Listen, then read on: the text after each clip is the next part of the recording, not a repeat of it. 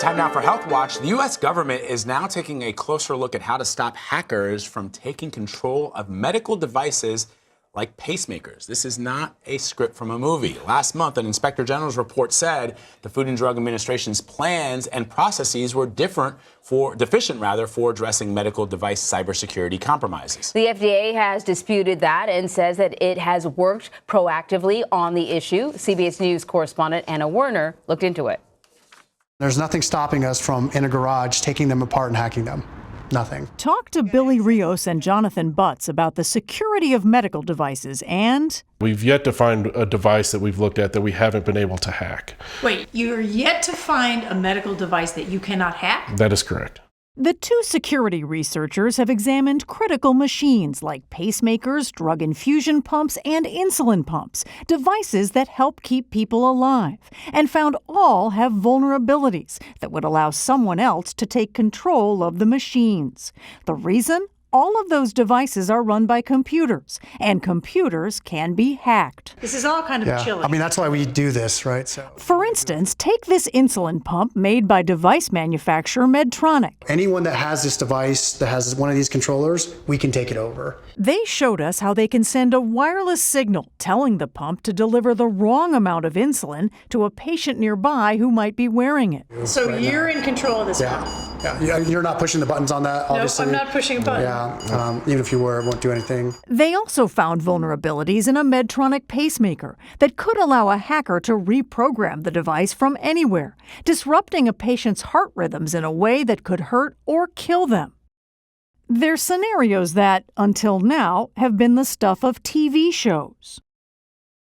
It sounds like a method for murder. Am I right? Yeah, there's no coming back from some of these exploits, right? So if a pacemaker for a patient gets hacked, you can't take that back. You can't issue them a new credit card. You can't tell them to change their password. You can't issue them credit monitoring. They're hurt.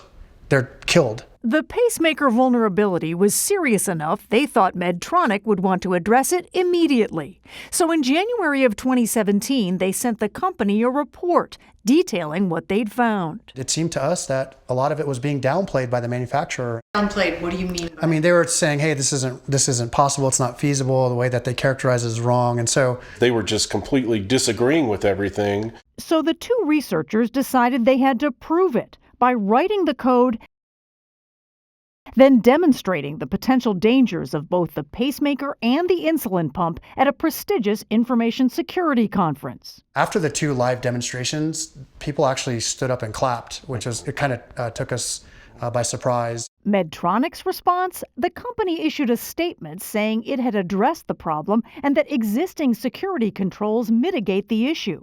But the vulnerability caught the attention of the Food and Drug Administration. Any device can be hacked, and that's often not understood. The FDA's Dr. Suzanne Schwartz oversees medical device cybersecurity.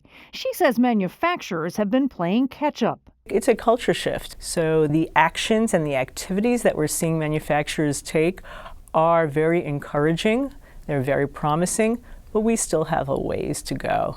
In the case of the Medtronic pacemaker, the researchers' work prompted the FDA to start asking questions of its own. That was when Medtronic finally came out and said what we'd been saying all along was indeed correct, that there is remote concern and there is potential to cause patient harm.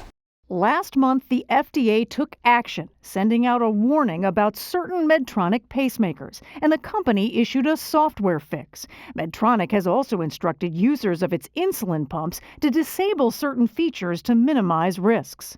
The company declined an on-camera interview, but in a statement to CBS News, Medtronic admitted it took entirely too long to process, validate, and mitigate the vulnerabilities discovered by the two researchers. Do you feel vindicated?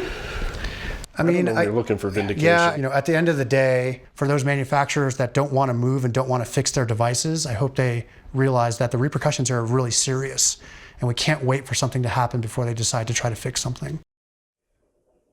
Well, Medtronic also told us it began taking some steps to mitigate the vulnerability risks even before Rios and Busta's live demonstrations. It also said it has significantly improved its response time to reports of vulnerabilities since then. That insulin pump, however, is still in use, though the company claims that it's being phased out. So yeah, you got to wonder if you have any of these devices. I mean, it's That's not the like first you thought in my upgrade it mind. like you upgrade your phone, like it's in your body. Yeah, you know an what I upgraded mean? security measure. Right. You don't get those. So listen, so this was stunning for sure, but are there any signs that hackers are actually trying to do this beyond sort of the demonstration?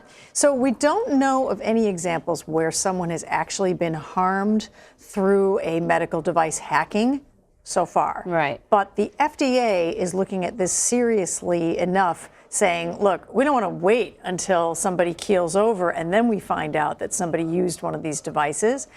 So they are now working with the security researchers, including these two guys who are top researchers in their field, and they're actually trying to partner with them and also talk to the device companies and sort of try to educate them also about the vulnerabilities that these devices can have. So why did it take them so long to investigate these vulnerabilities?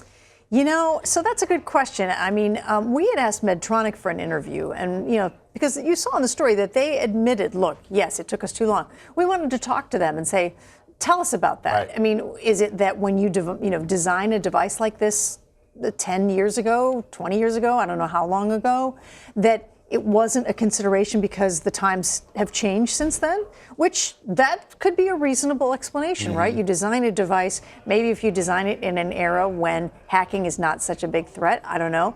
One thing that was really fascinating that these researchers told us, though, was if you take your iPhone, okay, the level of security in your iPhone is so many levels and degrees higher than what these medical devices have. They literally said, you know, what they do, the device hacking, the medical device hacking, that's not their regular job. For their regular jobs, they work for governments, corporations, high-level things they can't talk about.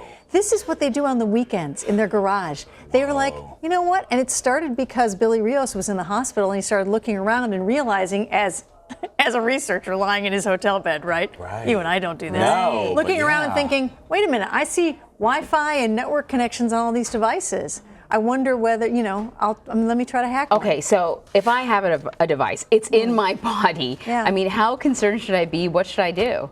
Well, so one thing is we've put on the web, if you go to our website, cbsnews.com, go to CBS This Morning, look for this story. We've posted links. If you have these two specific devices we're talking about, Medtronic issued some recommendations on one. The FDA has taken some actions. They've actually disconnected some of these devices from the network.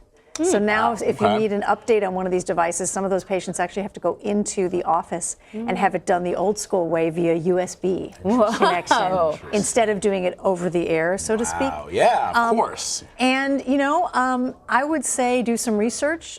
You can call the company. I don't know, you know, what any particular medical device company would tell you about their devices. Yeah.